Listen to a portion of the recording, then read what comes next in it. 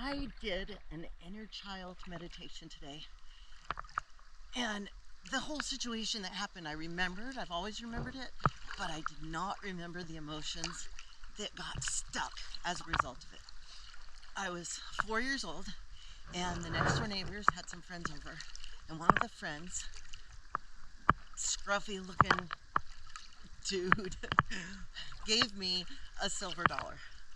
I was 4 years old. I was so excited about the silver dollar. And when I went in and told my parents, my dad flipped out on me, yelling at me to go back and give it back because you never take money from strangers. I knew I wasn't supposed to take candy from strangers, but I didn't know I couldn't take money from strangers. Imagine how it is running a business if you believe deep down inside that you're not supposed to take money from strangers. So, anyway, I went outside to give the silver dollar back. But I made the executive decision that I was not going to give the silver dollar back. I pretended I did. I talked to the guys for a few minutes. I was unsupervised. And then I went back inside and lied to my dad and said I gave it back. I kept that 1971 silver dollar with all the moves, through the divorces, through all of the things that I've been through. I kept that silver dollar. And then in 2008, I took in a homeless guy who stole that silver dollar out of my dresser, used it to buy a beer at 7-Eleven or something else. I don't know. I was devastated because I had held onto that silver dollar. And what it represented to me was that if somebody makes rules that don't make sense, I'm going to break them. Started it young, and I've continued to this day. If somebody can't explain to me why a rule makes sense, I'm probably not going to follow it. But when I did the meditation, I did not realize the fear that I had, the fear of what was going to happen to me if I got caught. I didn't know who the guy was.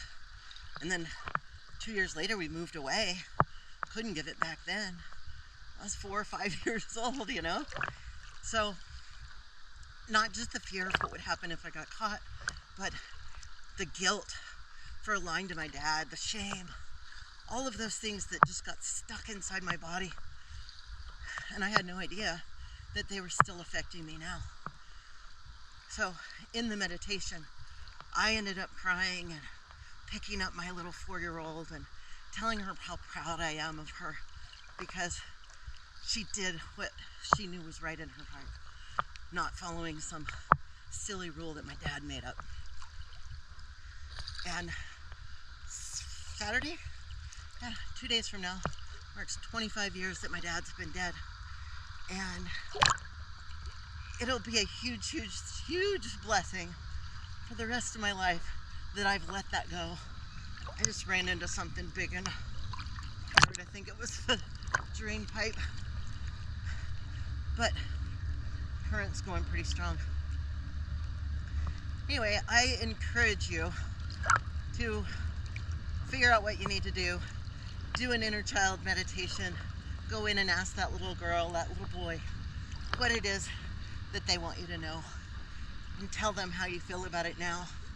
Reassure them that you're here. You're not leaving them. You love them. You love yourself. And let's see where life goes next.